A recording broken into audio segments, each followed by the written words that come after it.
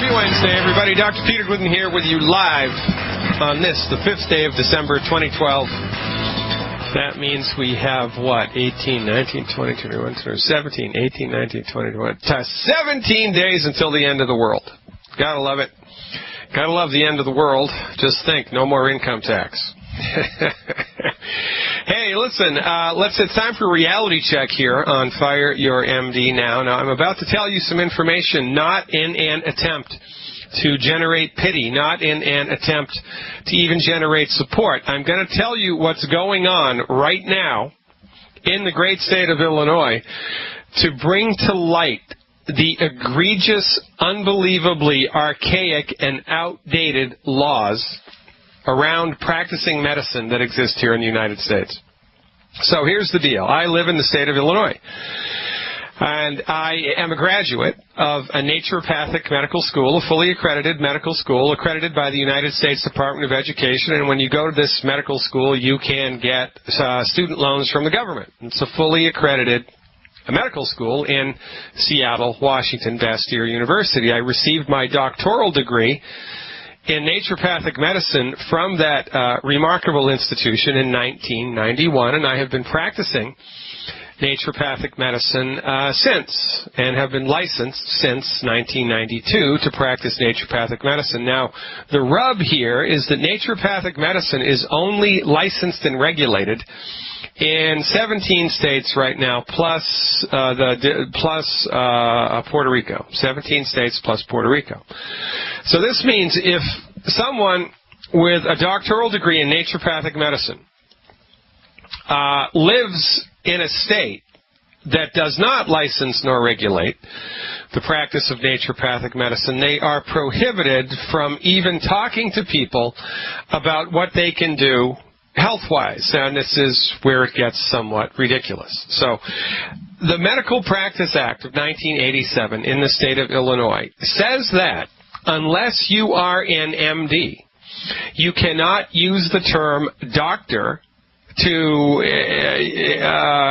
a business. So if I have a business in the state of Illinois doing whatever I want, and I'm a licensed naturopathic physician in the state of Washington, I've graduated from a fully accredited naturopathic medical school, I can't call myself a doctor. And that's actually what the law says, and we're fighting them now in court. The state of Illinois has sued me for $5,000. Because according to them, I have been practicing medicine without a license. Why have I been doing this? Because I use the term doctor on my website. Now, then I've had long conversations with the people at the Department of Professional Regulation, and as far as they're concerned, I cannot give counsel to anybody about anything that they can do related to anything that might impact their health whatsoever, or that's practicing medicine without a license. And so my argument was, well, what about personal trainers? What about health food store owners? What about Kellogg's, who says, eat Cheerios because it promotes a healthy heart? Isn't that practicing medicine without a license under the same parameters? What if a personal trainer tells somebody that they should go on the elliptical machine because it'll reduce their blood pressure and increase the health of their heart? What about that? Well, they can do that, but I can't. Why is this why does such a ridiculous situation exist? Why is it possible for me in the state of Washington to deliver babies, perform minor surgery, prescribe drugs, order any diagnostic tests I want, work in hospitals, legally call myself a physician, and have everything that I do covered by medical insurance? How is it possible for that to happen in 16 states, 17 states in the United States, 16 states, it's either 16 or 17 plus Puerto Rico? And simply by crossing state lines, all of a sudden, all my education, all of my experiences has gone out the window. What is this similar to? It's similar to slavery. And this is the situation that we're in. And I've had conversations with the people at the Department of the Department of Public Relations or something, Health and, Professional Regulations, the Department of Professional Regulations here in Illinois.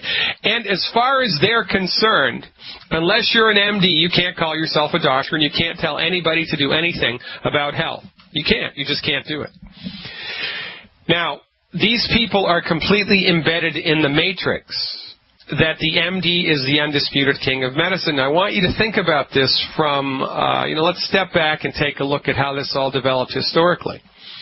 Who gave the MDs the right to say what's medicine and what's not? Who gave the MDs the right to say that this equals the practice of medicine and this does not? Who gave the MDs the right to call those shots? Who gave the MDs the right to define what constitutes the practice of medicine? I'll tell you who did: the pharmaceutical companies. That's who did it. But this structure has been in place for so long that people involved in politics, people involved in governments, unless you're in a progressive state like Washington or California, Oregon, Montana, Arizona, Connecticut, Maine or Vermont, and I can't remember the others. Unless you're a member of a progressive state, you actually believe, you have been hypnotized. State legislators and prosecuting attorneys have been hypnotized into the false belief that when it comes to medicine, the MD calls all the shots. The MD gets to define who it is that practices medicine, who can do what, when, where, and why. And it's just not right. It's just not right. Let me say it one more time for effect. It's just not right. But, what do you have to do to fight this? You have to have hundreds of thousands, if not millions of dollars at your disposal so that you can sue the bastards. That's what you need. But who has that? Hardly anybody has that. The MDs have that. So they have legislated themselves into top dog position, and they remain in top dog position because nobody has the financial wherewithal to fight them or to challenge them. They have cooked the books on their own behalf. They have stacked the courts on their own behalf. And they have convinced, relatively well-educated, well-intentioned legislators that when it comes to medicine, the only people to pay any attention to are the MDs. They get to define who practices medicine, what, in fact, is the practice of medicine, and so forth and so on, which is one of life's greatest ironies, because ostensibly, the reason that laws exist is to protect the public welfare, right? That's why we have laws. To keep society working and moving forward. You can't murder your neighbor. You can't steal stuff without there being repercussions, legal repercussions. You can't do that, right? Laws are good. We need laws in order to have a properly functioning society.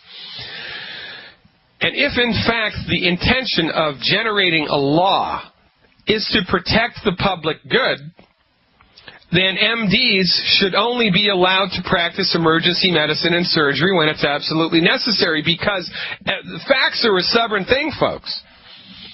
The leading cause of death in the United States is MD-directed therapeutics. The pharmaceutical companies are so deeply embedded with the MD profession, it is so intimately corrupt, that they fix the books on their scientific research. They only publish the research that shows that the drug was effective. They never publish the research that says the drug isn't effective. They pay for their own research. It is one giant cluster, what. But it's existed for so long that everybody just takes it for granted. It's no different than slavery. Back in the antebellum South, it was just a given that blacks were property. They weren't people, they were property. And if you stood up against that, people would look down their nose at you, they'd laugh at you, they'd think you were crazy, you'd lost your mind. What are you talking about, blacks are really people? What are you talking about, naturopaths can practice medicine? What are you talking about, chiropractors should have the same rights as MDs? What are you talking about, acupuncture? Acupuncture, what's that? We can't allow that in this state, that's quackery. It's exactly the opposite of how it needs to be. And why is it the opposite of how it needs to be? Because of inertia. The MDs have, set this situation up 100 years ago, and here it is now. It has persisted. Nobody has challenged it.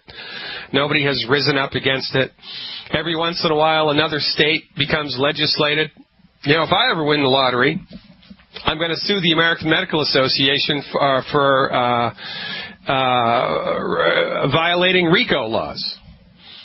They have conspired to keep everybody but themselves out of the medical arena. They have conspired in my opinion, to keep everybody but themselves out of the medical arena. Now, this is a hypothetical supposition. This is my supposition. You give me a couple of $1 million, I'll prove it. But, this is what happens when monopolies are present. And when monopolies are present, everything goes to pot. Absolute power corrupts absolutely. And most states in the United States are completely in the dark. Most legislators don't even know how to pronounce naturopathic. They have no idea what the training of a naturopathic physician. They have no conceptual understanding of what it is whatsoever. And they have been completely hypnotized by Big Pharma and the MDs for the last 100 years. Oh, if it's not MD directed, then it's not valid medicine and it's quackery. When exactly the opposite is true. All of these drugs that have been approved by the FDA for your use that there are now class action lawsuits against, isn't that the very definition of quackery? I mean, shouldn't the MD profession been sanctioned? Shouldn't it have been more tightly regulated or scrutinized after the first drug killed somebody that the FDA approved? It should have been. If what we're involved with here is looking after the public safety, but we're not. What we're involved with here is maintaining the monopoly on medicine by Big Pharma. And it is here in your face right now. Slavery exists, ladies and gentlemen. It's right here. Medical slavery exists. Not allowing naturopathic physicians to practice medicine in all 50 states in the United States is an insult to humanity, to education, and to fairness. And it's time we stopped it. Back, ladies and gentlemen, 866-582-9933 is the number to call to speak with me live. And if you're listening to the podcast, that number, 855-347-3696, 855-347-3696. That's also the number to call. If you're speaking to me live and I describe some products that you may find of benefit for your overall state of being, and want information about how to get them or how much they cost or what the deal is, that's the number to get in touch with, 855-347-3696, 855-347-3696. Now, the thing about life is that if everybody agrees upon something for a long enough period of time, it becomes a cultural myth.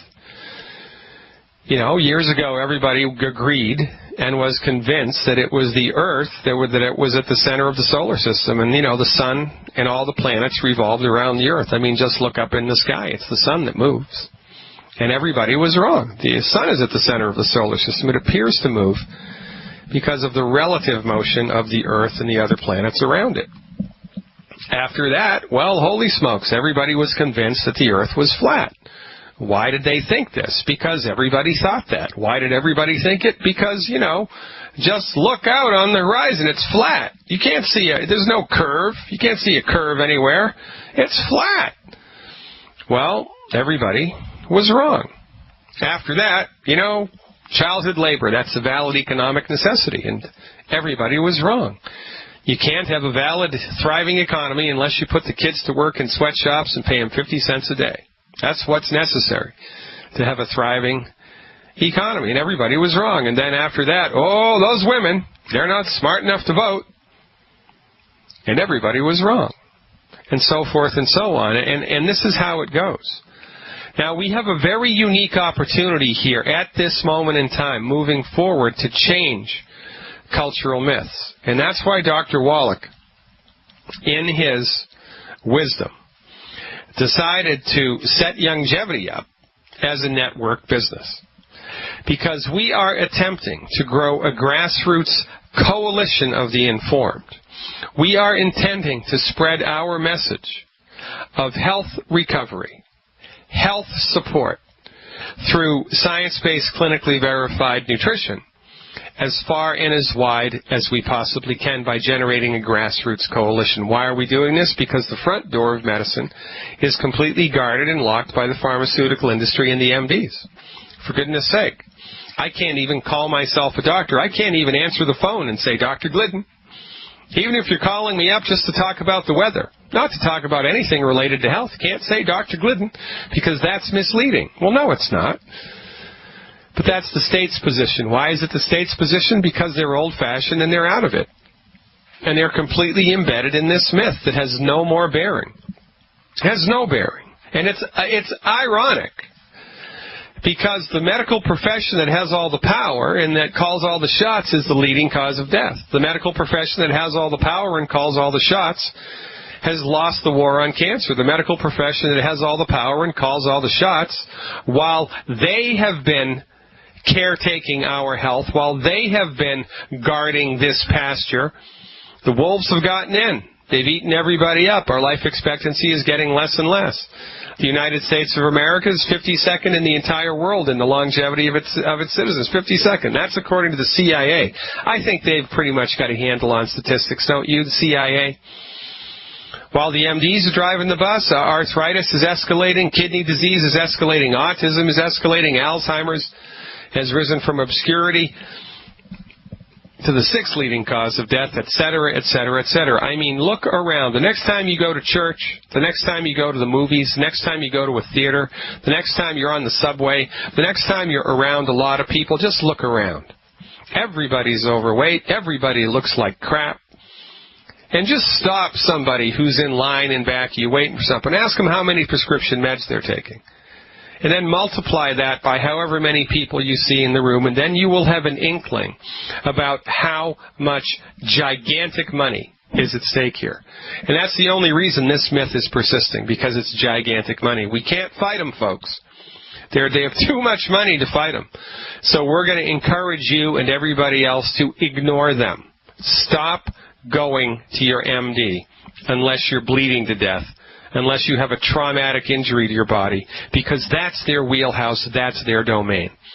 Trauma care and surgery when it's necessary. But hey, remember, according to Harvard University, and I think they have pretty good statistics, Harvard, 51% of emergency room medical doctors are addicted to drugs, street drugs, or alcohol. So if you're unlucky enough to end up in the emergency room, demand that your attending physician be drug tested before you let him near you with a scalpel.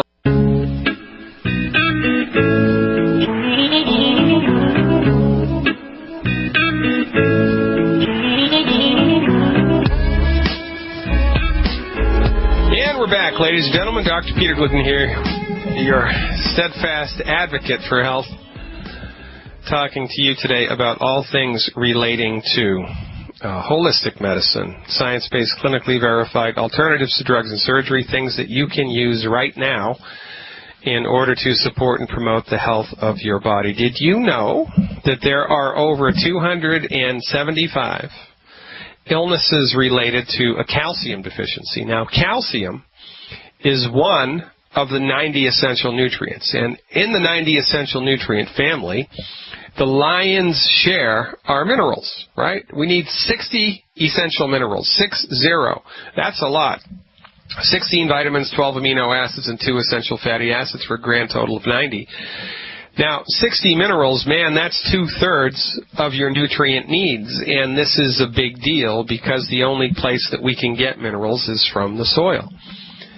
If your spinach was grown in soil that doesn't have calcium in it, there's no calcium in it. If it's grown in soil that doesn't have phosphorus or zinc or selenium, there's no phosphorus, zinc, or selenium in the spinach or the carrot or the apple or the tomato or the cow's milk, for that matter. And, you know, what this means then is if you are not actively supplementing with a mineral supplement or, you know, a vitamin supplement, an essential fatty acid supplement, an amino acid supplement, then it's only a matter of time until your body runs out of something and then it starts to break down. Now, and that's the genesis of an illness. So you get an illness because your body runs out of calcium. So you get really painful menstrual cramps. That's a calcium deficiency. You get chronic low back pain. That's a calcium deficiency. You get ringing in the ears. It's a calcium deficiency. You get vertigo, positional vertigo. Hey, it's a calcium deficiency. High blood pressure, calcium deficiency most of the time. Restless legs at night in bed, calcium deficiency. Inability to fall asleep with anxious thoughts, calcium deficiency. Now, the problem here is that your MD, who has no training, no respect, no appreciation, and no understanding of medical nutrition, does not know this. Your medical doctor does not know what illnesses are caused by calcium deficiencies, and your medical doctor thinks you get all the calcium you need from your food. And, that's like thinking that illness is caused by evil spirits, right? Bad humors in the body. And what you need to do in order to fix your body is to bleed yourself. Oh, wait a minute. That's, in fact, what the MDs used to think. That's why one of the leading medical journals in the world is called The Lancet, because The Lancet was, for decades, the MD's treatment tool of choice. That's how George Washington, the father of our country, was killed. They bled him to death because that's what you did. And, when you have all the power, when you have all the control, you have a license to kill. I mean, just look at all the cancer patients. Someone goes to an MD. They deliver them an ineffective therapeutic. They know beforehand that it's not going to cure anything. They know beforehand that it's not going to cure anything. And yet they recommend the treatment wholeheartedly anyway, because that's all that they need to do, and they've got mouths to feed and mortgages to pay just like you do. So they're not going to turn away, a sick patient, even though the therapeutic that they're delivering is not going to work, and in many cases is going to hasten the person's death. And so somebody goes to an MD for cancer treatment. The cancer treatment destroys their immune system, causes cancer, shortens their lifespan, makes the last 6 months of their life a horrible mountain of misery. I know, because I watched my mother. This is what happened to my mother. My mother did not take my advice, and she went for chemotherapy. She had uterine cancer. They killed her. She didn't die from cancer. She died from chemotherapy. And it completely changed the last 2 years of her life. She was the sweetest, most optimistic, nice person to be around you will ever meet. God-fearing person, went to church every morning. Catholic church, every morning. Like clockwork. And after she got chemo, her personality completely changed. She turned into an angry, mean-spirited, depressed individual. Was not my mother. I don't know where my mother went, but the chemotherapy killed her. And, after she dies, does anything happen to the MDs? No. Is there any retribution? Is there any afterthought? Is there any second thoughts about it at all? Are there any criminal investigations? No. Because the MDs have us all hoodwinked to believe that their you-know-what doesn't stink, and that they're the only purveyors of medicine. Everybody else is a back-of-the-bus quack, and so when they deliver therapies, because they're king of the hill, and they kill people, they get a pass. And this is why the name of this radio show is called Fire Your MD Now, because I'm as serious as a heart attack.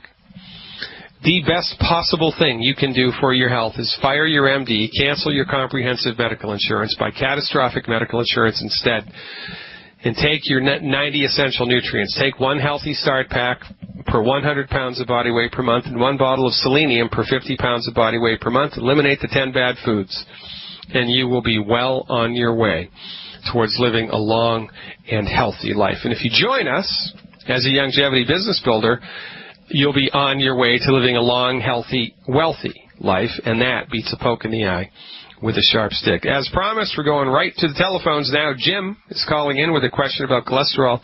Hey, Jim, thanks for the call. You are live. Hi, how are you today? Thanks for calling. I'm good. That's fine. I'm with Longevity here in Springfield, Missouri, and I've run into a person recently. I think I'll be seeing many of in the future that has some cholesterol problems, blood pressure problems, and maybe leading towards diabetes, but they have evidently violent reactions to any products that might have shellfish closely associated with them. So I wanted your idea of where to start and where to go with the longevity products to help these people without going on the OsteoFX. Okay, great. So the shellfish workaround for people who are allergic or have allergic reactions to shellfish in the calcium family of nutritional supplements is the Cal Toddy. It's a SupraLife product. It's under the, it's a longevity held company. But it's listed in the catalog as a SupraLife product, and it's called Cal Toddy, CalToddy. It's a liquid calcium. It's got all the minerals in it. It's got the calcium and the nice absorbable formulation, but it doesn't have any shellfish, and that's a beautiful thing. Now, if you have ever experienced an arthritic person, someone with a diagnosis of arthritis, and what we are attempting to do, of course, is not to treat arthritis, but to support and promote the health of their bones and joints, then you would need glucogel. Glucogel also has shellfish in it. So what do? Well, In a case like that, we would switch out the glucogel for Z radical, Z like zebra radical, or fucoid Z, F like Frank, U, C like Charlie, O, I, D like David, fucoid Z.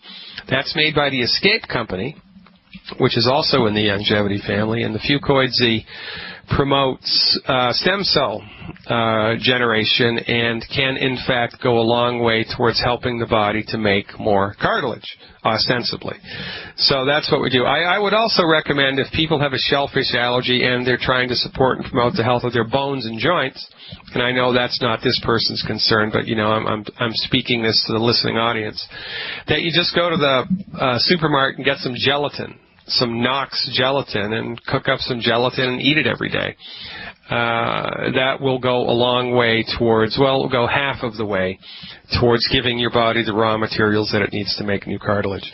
Now, a blood sugar issue, of course, was proven in 1957 to be a chromium deficiency. And then research after that backed up this notion that there are multiple minerals which are at play in the healthy metabolism of somebody's blood sugar.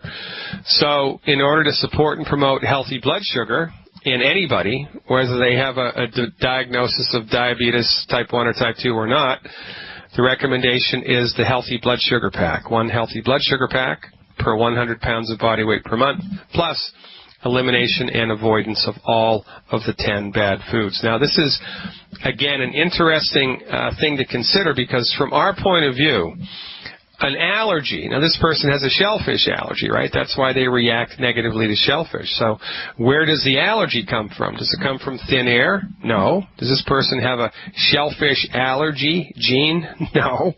Have they been cursed by God? Certainly not. Food allergies, or in allergies, environmental allergies for that matter, pollen, dust mites, horse dander, cat dander, or allergies to things like shellfish or strawberries. These are generated from a leaky gut, a leaky intestinal tract, so to speak. And the leaky intestinal tract is generated from egregious lack of nutrition and consistent consumption of wheat, barley, rye, and oats. So if you're dealing with anybody who has any type of an allergy whatsoever, that person really needs to be gluten-free. I mean, everybody needs to be gluten-free from our point of view. We're going to roll those dice and just make a broad brush recommendation that everybody not eat the stuff, because chances are it's giving you a problem and you don't know it. But if you have an allergy, then it's mandatory from my point of view. You have to avoid wheat, barley, rye, and oats if you have any type of an allergy whatsoever, because from our point of view, that's what's causing it, okay? Now, you can recover from a shellfish allergy. So if you, or a carrot allergy or a spinach allergy or a peanut allergy, and you don't need shots to do it. So what do? You discover the foods that you're allergic to. You stop eating them for maybe a year, maybe 2 years. You completely eliminate wheat, barley, rye, and oats from your body and give your body the healthy start pack that it is necessary, appropriate for its body weight. And then, 9 months down the road, 12 months down the road, 24 months down the road, eat a little bit of shellfish and see what happens. Chances are that the food allergy will disappear as your body recovers its health, and that's a beautiful thing. Now, last thing we want to talk about here in regards to your 3 topics is cholesterol. This is where we part company with the MDs. Quite frankly, we part company with them in many different arenas, but they've gotten the cholesterol thing completely wrong. And more doctors are publishing more and more books that are starting to come out and say what we've been telling people for the last 20 years. There's no relationship between cholesterol and heart disease. It does not exist. There's no such thing as high cholesterol. Well, there is. Like, if it's 500, 600, 700, that's high. That's too high. But I recommend for all of my patients that I treat in states where I am licensed, healthy cholesterol levels if you're a man of over 230, and if you're a Caucasian woman, especially if you're postmenopausal, over 300 is best. So I doubt very much that this person does in fact have a cholesterol problem. As a matter of fact, my recommendation is a diet that's high in cholesterol. I want to see most people eat eggs and butter and full-fat milk, full-fat cheese, full-fat yogurt, salt their food, right? And if you purchase a copy of my book, The MD Emperor Has No Clothes. There's a pretty lengthy reference in there that talks all about this cholesterol myth that has some, and it also points you to websites around the world that different people with different doctoral degrees have, that kind of uncovers this whole myth that cholesterol is a big boogeyman. It's not. And, you know, look, common sense is important. Even if you don't have any medical training, even if you don't know how to spell vitamin, just look at it this way. We've been taking cholesterol-lowering statin drugs to the tune of $25 billion a year in sales in the United States. $25 billion a year in sales, cholesterol-lowering statin drugs. They are the largest selling drug in the United States. For the last 25 years. Well, if they were effective, they lower cholesterol. They do. But if there was any relationship between cholesterol and heart disease, then the heart disease statistics should have changed. They haven't. Just as many people get heart disease now as they ever did. There's no relationship between cholesterol and heart disease. You've been played by the pharmaceutical industry. I don't know how to say it any clearer than that. Fire your MD now, and thank you, Jim, wherever you're from, Texas maybe, Missouri. I think you told me you're from Missouri. Thank you for doing what you do, for taking a stand for the health of your community.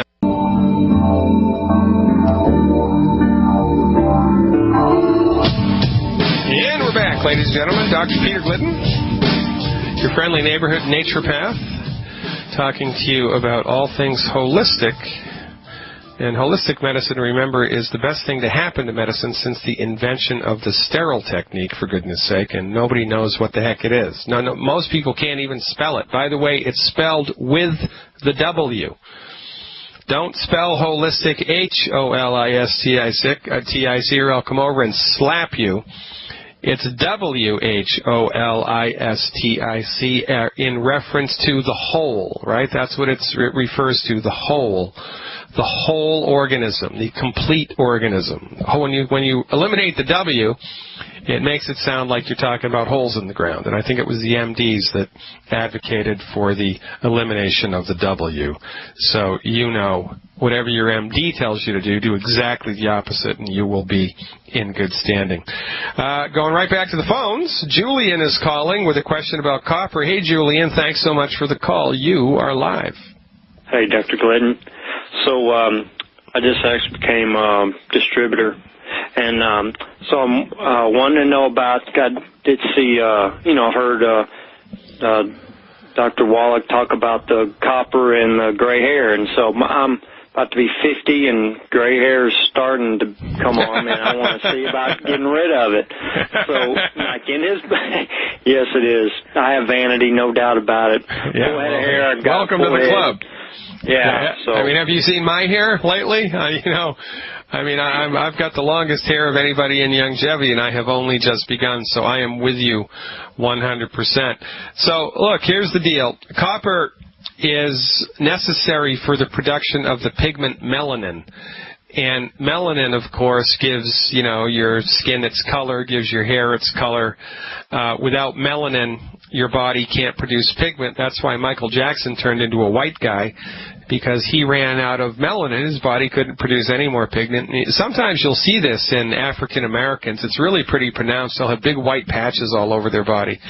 That's a chronic copper deficiency. So, and there are a number of things related to copper deficiency, right? Gray hair is one of them. Lack of skin coloration is another. Spider veins, varicose veins, hemorrhoids. And last but not least, and we also have flabby tissue in the body, whether it's your face, your breasts, or your butt. Your skin tends to sag because your body also needs copper to produce the molecule elastin, which keeps tissues of your body elastic. How about that? And the final nail in the coffin, literally, is a dissecting aortic aneurysm. That's when the big artery coming off of your heart literally explodes like a balloon that pops. Now, if you look at a picture of Albert Einstein in, the last years of his life, he was a walking poster boy for copper deficiencies. He had jet white hair, he had saggy muscles in his skin face, and he had gigantic bags under his eyes, he had spider veins on his face, And he died from a dissecting aortic aneurysm. And, guaranteed if Einstein had all of these problems, he also had hemorrhoids down to his knees, guaranteed. But, of course, they didn't talk about that in those days, not with celebrities like that. But, look, man, if Albert Einstein, arguably one of the smartest men on the planet in his day, didn't even know that he had a copper deficiency, what chance do you think your family and friends have? Well, the chance is you, Julian. You are their chance. You are their last best hope for getting this information into their thick skulls. So, congratulations for taking a step and becoming a longevity person. I'm counting on you, man, to make a big splash in your community because your community needs you. So, when it comes to copper, remember, we're holistic here, and we don't just give boatloads of copper. Because if you did, your body would lose other nutrients because there's a balance that has to happen here. So, longevity, because it's led by Dr. Wallach, has some of the most sophisticated nutritional supplements in the world, and our recommendation for a copper supplement is the Ultimate Selenium, because the Ultimate Selenium is balanced with copper. If you take too much copper, your body loses selenium. If you take too much selenium, your body loses copper. How about that? So the recommendation here is the Healthy Start Pack, in 1 bottle per 100 pounds of body weight per month, and 1 bottle of selenium per 50 pounds of body weight per month, not to exceed more than 4 bottles a month. That'll give you all the copper that you need in a balanced recipe. And then if you eliminate the 10 bad foods from your diet, you're going to remarkably increase your body's ability to absorb this stuff, and life is going to get better and better and better, and so will your paycheck. Thanks for everything that you do, Julian. I'm Dr. Peter Glidden, ladies and gentlemen. Thank you for listening. Thank you for your support. This is Fire Your MD Now. I'll see you tomorrow.